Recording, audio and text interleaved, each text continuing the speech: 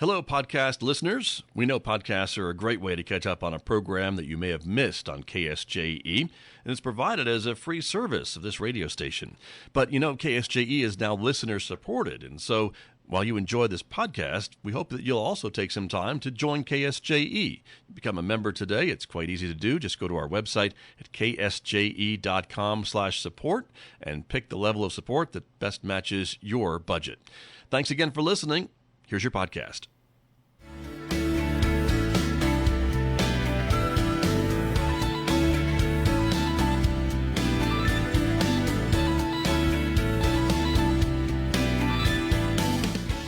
11 minutes past 8 o'clock. It is Wednesday morning, the 21st day of January 2026. Good morning, everybody.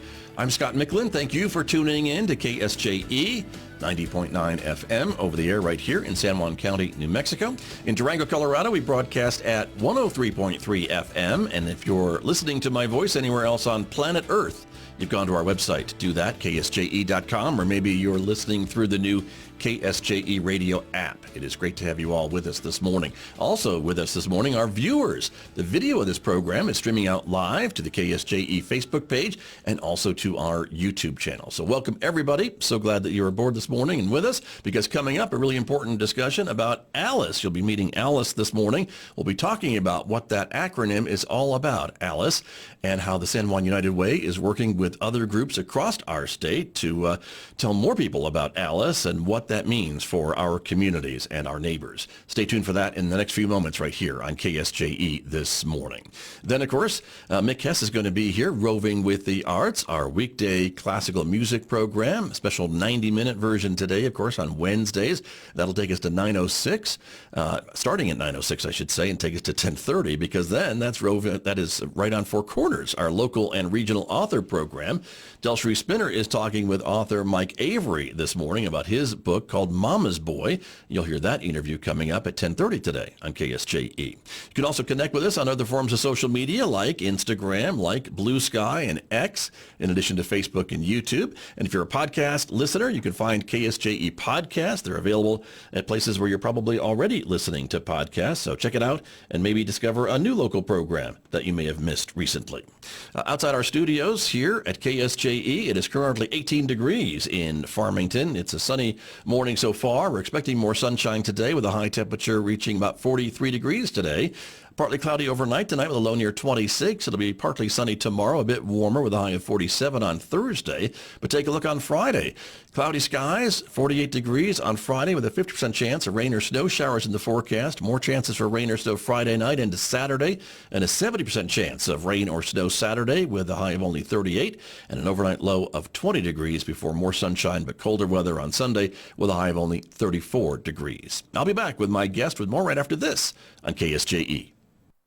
KSJE is supported by San Juan Regional Medical Center, whose vision is to deliver world-class care, making life better for the communities they are privileged to serve.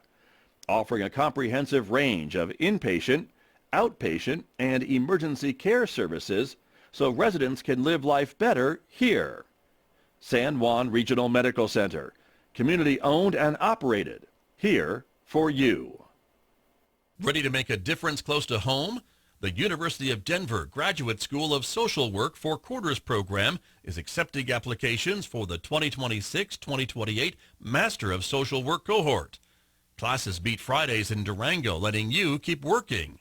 Learn more at du.edu/socialwork/fourcorners. Students can change the future with DU and apply now for lasting impact.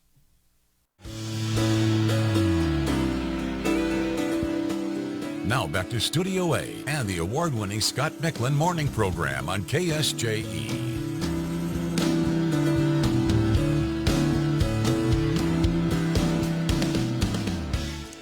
Back in the studio now with my guest this morning, as I mentioned, to introduce us all to Alice. Cathryn Abeyta is here from the San Juan United Way, the executive director. Always great to have her here. Good morning. Thanks for coming in. Good morning. Thank you for having me. It's always a pleasure being here. You bet. It's great to talk about this important topic, and folks may have heard about Alice or may not, but it's kind of a new issue, but it's getting out. I know you're doing a lot of presentations to talk about this, and so Alice is really an acronym, and so explain that to us and what that means. Yes, it's an acronym, which sometimes is kind of annoying, but nonprofits and other agencies just have to do those kinds of things. And one of the things I think is so important about A.L.I.C.E acronym makes it so much easier for us to know what it means. And now we all get to share this language together. Right. And so A.L.I.C.E stands for Asset Limited, Income Constrained, Employed. And for us, that's really that's a better, more fair way of looking at what used to be called maybe the working poor. Okay. Or lower middle class, or, it's even more today, it can be the middle class. We're really looking at abolishing these old-timey words and stereotypes that generalize people in different socioeconomic groups, right, and also come with it a lot of assumptions about what they might be experiencing as far as stability. And sure, A.L.I.C.E really helps us look at how many working families and households in not just the state or our county, but at an actual zip code level are doing everything they're supposed to be doing. They're working, they're getting their kids to school, they're enjoying life, they have hobbies, but they're still not making ends meet. They're not getting by with wages alone. Right. And they're struggling. And that actually represents a higher percentage of people than are actually below the poverty line. And this missed demographic for us is so critical, because if we're able to bring more services in alignment with what the needs truly are, rather than outdated generalizations based on true cost of living, even down to different zip codes, then we're actually able to meet people truly where they are. And I know that can even sound like, buzzwords, but that's really the goal, and that's really what we're working towards, is not just to, just do the most good and hope that makes systematic change, but actually by looking at this data and figuring out ways to apply it, not just to social and human services, but really any other community services, we're actually helping more and more families than if we were just looking at how do we help bring people out of poverty. We need to go upstream and look, how do we prevent these families from falling into poverty, and how can we help them get back on track? Because that's really what leads to a healthy community, because sure, this represents, A.L.I.C.E and people in poverty represent over 50% of our community. So it's not a small percentage. Right. And so just in San Juan County, 19% of households fall under the federal poverty line. We've watched this number closely for eternity. That's the work that we do, is we're usually focused in on that. And you can see statewide that number hovers around 17%. And so we're really in line with statewide numbers there. And that's a lot of the work that we're doing to try to help people who are in the most need. But what we've really, really been learning and finding more about, really even since the pandemic, I think a lot of the pandemic's experience for a lot of families really brought a new light really to struggle and what that looks like for more and more families that we're not traditionally used to seeing, because these are families that don't qualify for the services that we usually provide. These are families that aren't often reaching out to the community looking for food or looking for rental assistance, because usually they can make it work. They have to make impossible choices every day. Everyday things come up, like an unexpected medical expense, car repair, something like that, right? Yeah. I mean, I accidentally ran over my kid's bike recently and blew a tire. And that was that's obviously quite an inconvenience. I did that while rolling out of my garage. And so I had to not only plan for a new tire, I had to plan to have someone come and tow my car out of my garage. Right. And then I thought, okay, maybe the tire's a couple $100s. I didn't realize how much tires cost anymore, but my tire was over $400. And those are examples But it hit your budget, is what you're saying, right? It hit my budget so bad. And if you didn't have a cushion or a savings account like some of these A.L.I.C.E families might have, that is devastating. It is. And the statistics tell us, and the data tell us, that A.L.I.C.E families don't have more than $300 put away for something like that. Most don't have 100. Yeah. And so it messes things up. It really messes things up. I had that money put away, and I'll tell you that messed me up. Right. Even though. Oh yeah. Even sure. though. And so right. everybody at any stage in their life, most people can have experienced something like this and can relate to people who are struggling at one time in their life. And we're all working to try to improve that. And that could be youth who are, they moved out of home and they're going to school. And that could be all the way up to homebound senior citizens who are living on fixed incomes, that those fixed incomes don't increase with the cost of actual need. Right. Got it. And so, again, it's really a change of mindset, I guess, when we think about how to help our fellow community members and things like that, because we hear a lot about the shelters and the food pantries and things like that, and there are people that use those and rely on those services each and every day. But these are another subset of our community that's maybe not using those services, but still in need of some assistance as a hand up, not a hand out necessarily, yes, to kind of fill that gap, because they are just scraping by.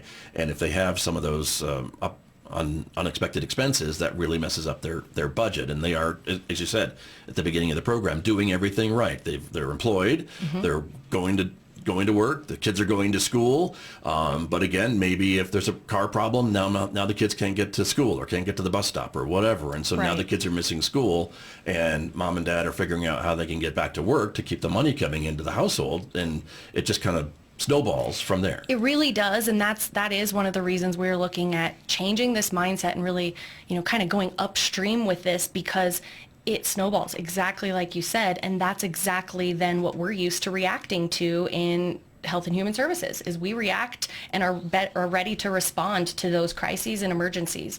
But I can also tell you, and being in this work in our community for 15 years, we don't have enough resources. We don't have enough resources for sheltering. We have families on wait lists. We don't have enough recovery opportunities for families, especially parents who want to get into recovery, or to be able to get into any kind of additional help. It's really, really challenging for families up here.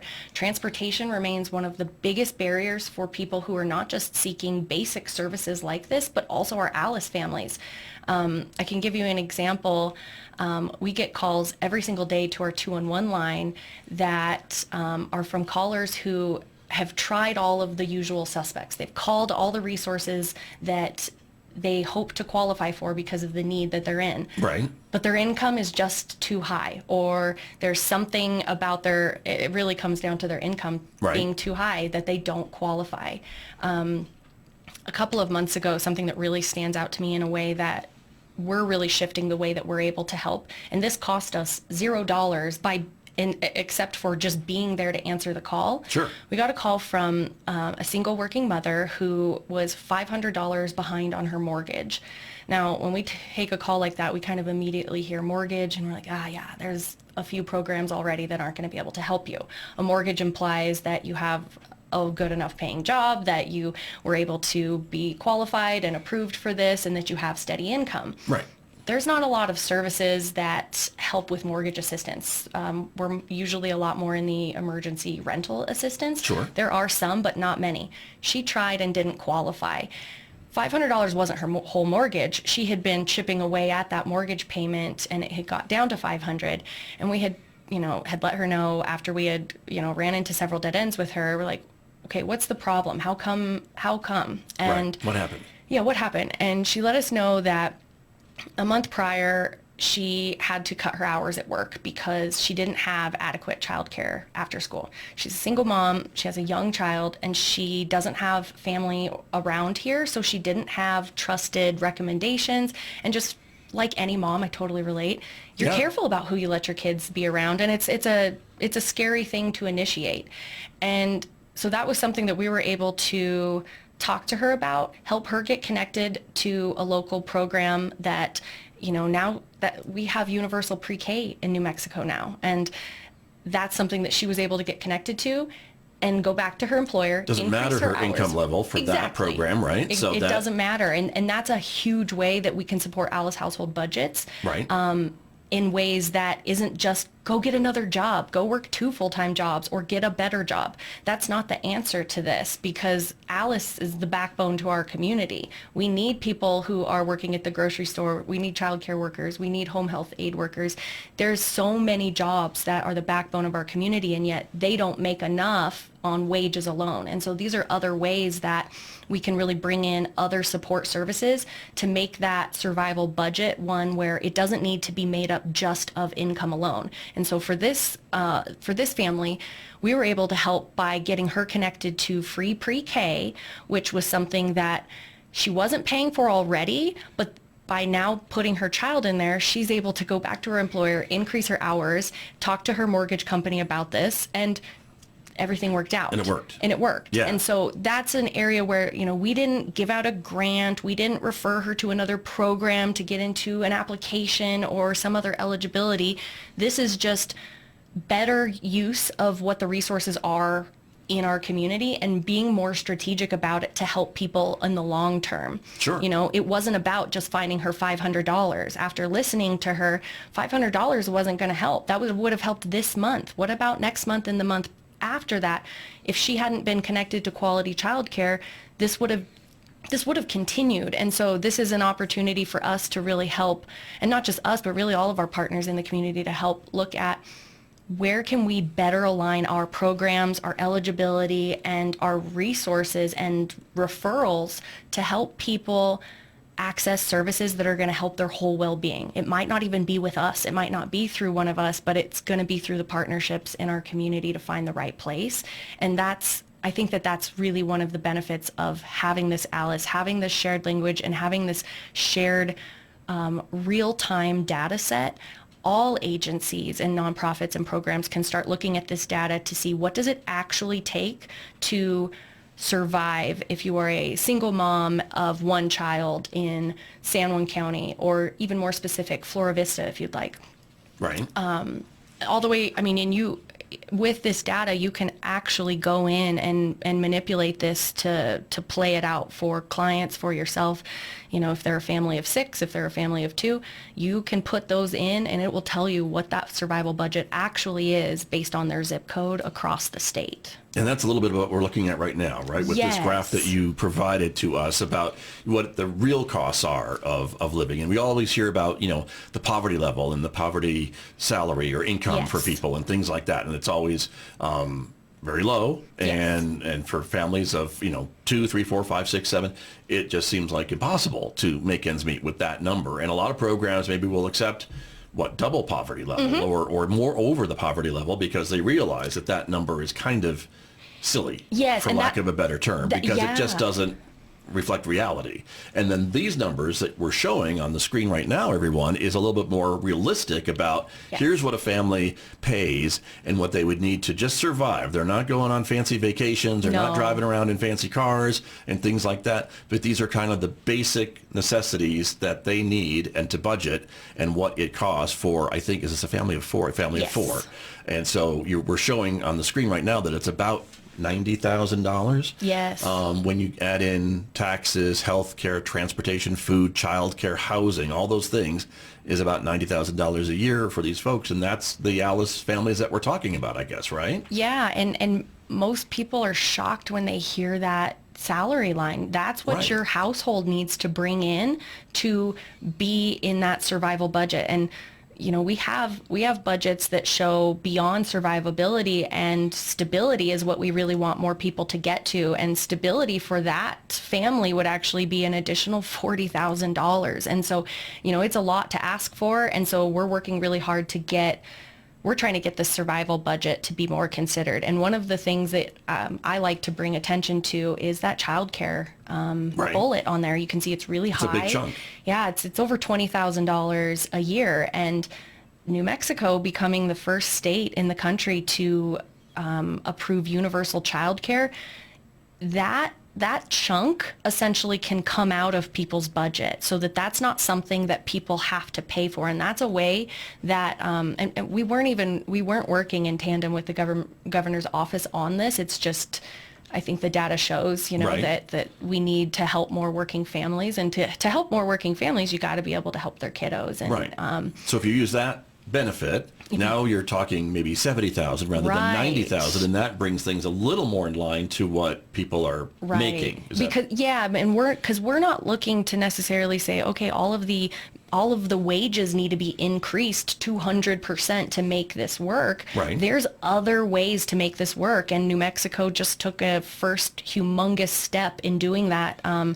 Anytime I talk to other A.L.I.C.E states, which now there are over 40 of them, they talk almost first about how incredible it is of New Mexico moving forward with this because of how big of a difference it will make in the survivable budget for more A.L.I.C.E families. And so it gives a way for outside assistance and systematic change to help substantially more families with their survivability, because now we're not actually saying this family needs to be bringing home 90,000. Now this household might actually only need to be bringing home 70,000 to be in a survival budget and maybe closer to stability. Sure. But even so, as we look at this graph, we're seeing maybe the next column of 2 full-time workers from a family. Maybe there's a personal care aide and a stock worker, order filler, and so their combined salaries is about 61,000. So they're still not at that 70, but certainly the gap is smaller. Right. We're closing that gap more and more, and that's really what we're working to do. And this example of a stock worker and personal care aide,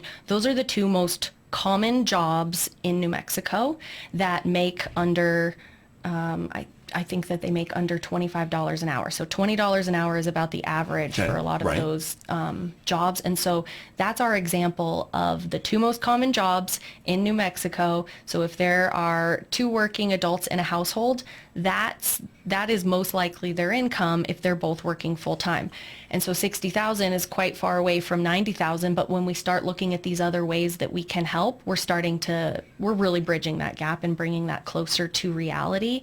And that's one of the ways that we're looking at advancing the work of United Way in our community to not just be serving those under the federal poverty line, but helping a family of 4, like the stock worker and personal care aide.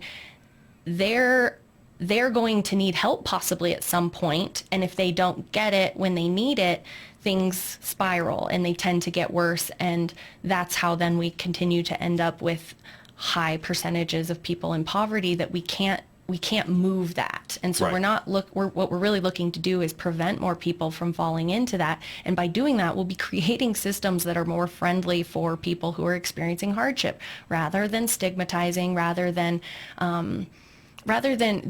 putting people in boxes that, the poor and not, over 50% of households in San Juan County struggle paycheck to paycheck. And that's something that we can all relate with. That's a real thing. That's not... Sure. And I think we see that. We can see it if we look for it, if we're paying attention. Yes. I guess is my other point. Yes. And the other graph that I wanted to point out from this graphic that we're showing right now is the next block, which is the federal poverty level at 30,000. And so again, even if a program was accepting clients double the poverty level at 60,000, this couple's making 61,000. So sorry, you don't qualify. Oh yeah, and we hear so regularly from people that they don't qualify by several $100s. That's it. But that's, it's just black and white. It's a numbers thing. And I've even heard from a local, business owner who was trying to help her employees access more services. Her employee made under $100 too much and didn't qualify for health insurance. Yeah. And so these are some of the conversations that we're having is employers want to help their employees access services, but employers, especially, we're talking small employers. We don't have Fortune 500 companies, Sure. The local employers are our neighbors, our community members, and so we know that they want healthy workforce. They want reliable workforce, and they want good, healthy, reliable community.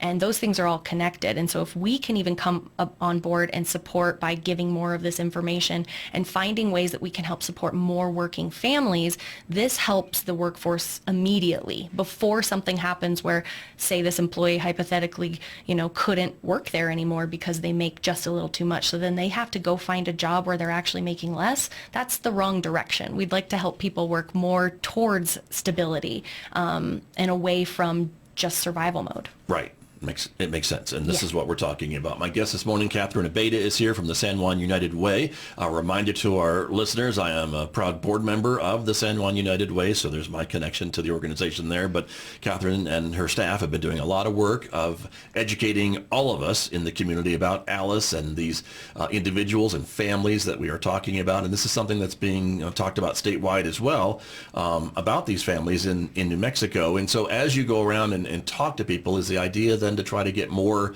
I guess, awareness of these families and these individuals and these issues, and then also about the programs that maybe could help these families if those income levels are raised to meet these standards that we're talking about, these survival budgets and salaries that we're talking about? Yes, absolutely. So we have several goals in this, statewide and locally.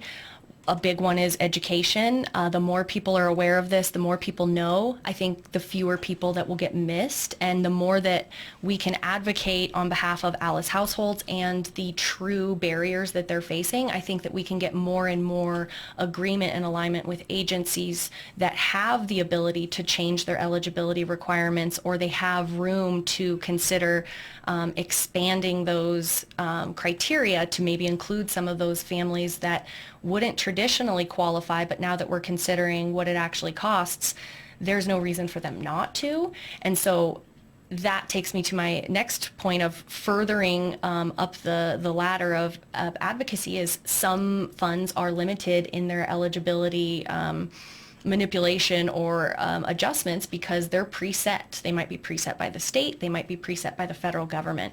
And so that's where our advocacy continues as a statewide collective. We're working really hard. That's all of our United Ways have been working so close together. We have 8 of them. So we are a small but mighty state that together we're making sure that every single zip code in our entire state is covered with accurate A.L.I.C.E. data, so that it doesn't matter if you have boots on the ground in your community. It doesn't matter if you have advocacy in your community.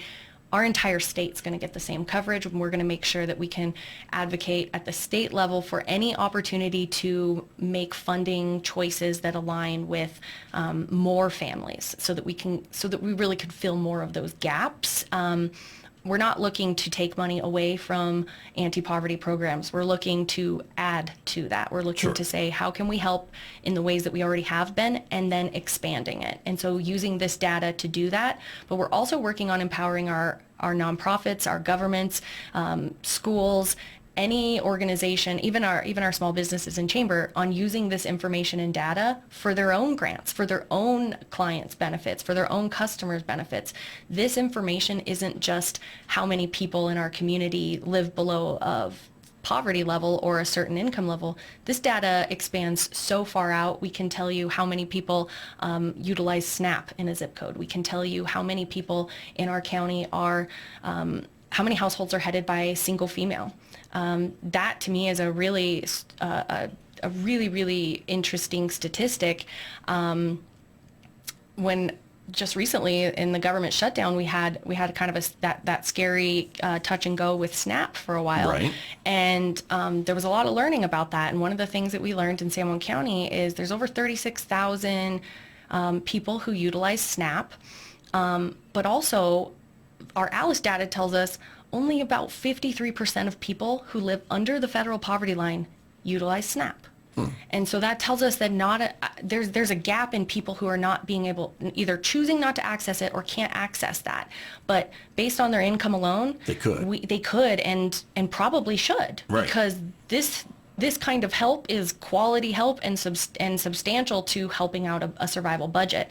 And then when we look even a little bit further and we look at households that are headed by single moms or female-led households, 79% of those households fall under the A.L.I.C.E. threshold. And when we look at single female or single male or single dads, right, that's 63. So there's a disproportionate struggle in single-led households. Right. And I think that, we knew this before. Like, we knew this. And well, if we could see that a dual income barely meets that survival budget, a single income is a lot more challenging to try to even get those costs covered. Right. And now we finally have the most up-to-date, most accurate snapshot of that, and we can look at the differences as we go across the county, and that's something that I've been working on a lot, and really interests me, is how do we dial this info even more micro into our community. Not only do we have every one of our 18 zip codes covered, but now I'm working on the side with partners on Navajo Nation as well to dial down to the chapter house level. Right. We have the data. It's just not something that is systematically done, but that's relevant to our community, and that's a way that we can help look at our community's not just diversity, but cultural richness and real differences fundamentally in what we call poverty and what we call stability and struggle. And so I think that that's another frontier that we're really looking forward to finding more real info on and bringing more access to our entire county. It doesn't matter what side, west side or east side, north or south of our county, because it geographically is large and we have a lot to cover. Sure.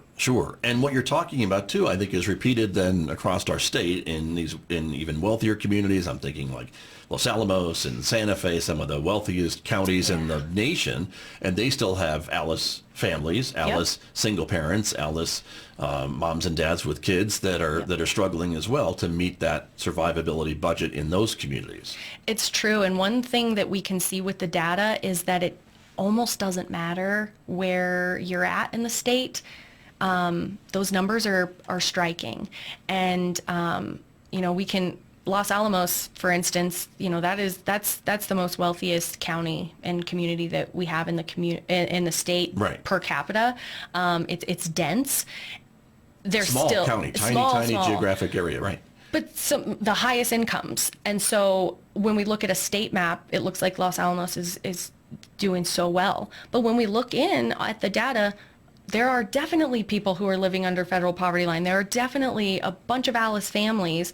And so getting to have that data on a micro level helps us actually zoom in to look at the problem rather than just saying, wow, this county's doing really well. And then on the converse, we can look at some of the counties that, that do not have massive wealth. McKinley County is one of the counties that's hit the hardest. It's one of the most rural. It has a lot of different geographic and jurisdictional overlays that make it hard to have service providers there. It's not that close to Albuquerque or Farmington, one of those main hubs, but it experiences a lot of need, high need. And so the numbers for A.L.I.C.E. and for federal poverty line just increase quite a bit over in that county. And then, that county is just below us. So we experience that as well too. And so we can look all around the state at, different communities and how we might look at wealthier communities versus communities that might be struggling more.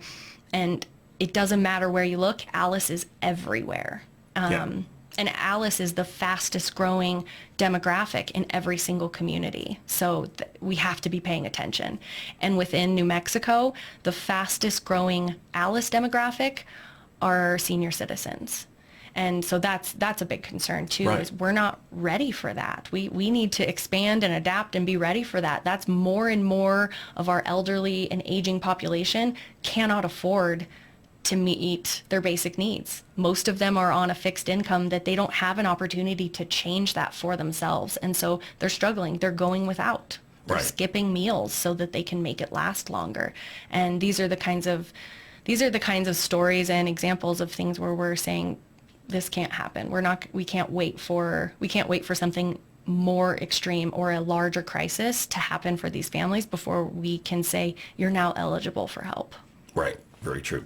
And so to wrap up, we're just about out of time this morning, but I know the work of the San Juan United Way, you are, again, advocating for awareness of this program and this issue coming on my program this morning, talking to the county commission and other groups, Rotary, what have you, and you're willing to go and do that, I'm sure, if someone's watching and needs a speaker to explain this to their group, but also the work of the San Juan United Way, which raises a lot of money in our community, helps a lot of individuals and agencies, nonprofits and programs, and that continues as well. And is this something that you can kind of, again, I guess, help to kind of move funds towards some of these programs, or to at least raise awareness? Is that another part of the United Way's work too? Yes, absolutely. So over the last year or two, we've actually been doing, we've been working with partners in a little bit different way. Right.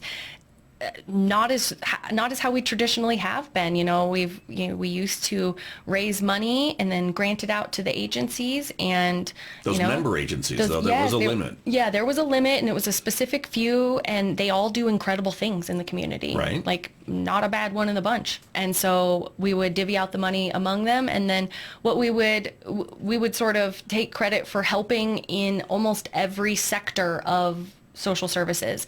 And it was a really great time when we had all of that money to do that and stuff too. But over the last few years, one of the things we've really been focusing on with our partners are trying to be a little bit more strategic with the dollars that we have. It's a lot less than we used to be able to raise, with a lot of the corporate sponsors leaving, but it's still precious dollars, because every dollar that we raise locally isn't tied to one of those federal or state dollars like I talked about earlier, where it's marked up with a bunch of red tape.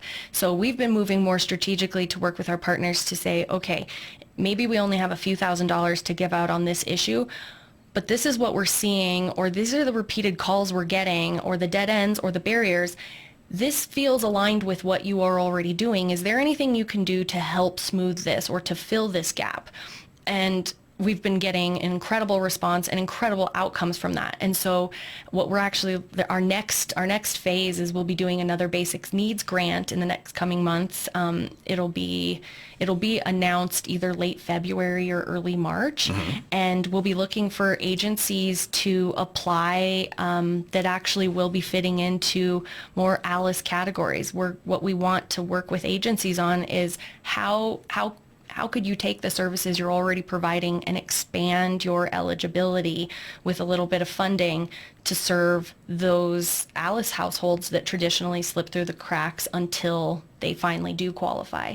And then we'll be able to start tracking that a little bit to see how many more families, by getting that early intervention, don't have to come back looking for crisis services. So I'm really excited to get to use this in our new partnership, our new funding partnerships. Right. So that's really what we're looking forward to. And the change, I think, has really been, at least from my perspective as a board member, really been amazing to see kind of how you can be more agile and respond more quickly to some of these changing needs in our community. Yes, I mean, that is something I think the pandemic taught us a lot too, is, we can be really good at doing the thing we do, but we got really good at doing what's needed right now. And that's what we've continued to just adapt. And that is kind of central to how we're going to look at moving forward, is what is most needed and how can we adapt to that. And just to stay relevant with what our community's needs are. Really important work. Cathryn, thank you for coming in this morning. Excuse me. Appreciate it very much. Thank you so much for having me. You are welcome. That is Cathryn Abeyta from the San Juan United Way, my guest this morning right here on KSJE. Did you enjoy that podcast? We hope that you did. And if you did, share it with your friends. And if you really want to keep podcasts like this coming, please support KSJE. You can do it easily online at ksje.com.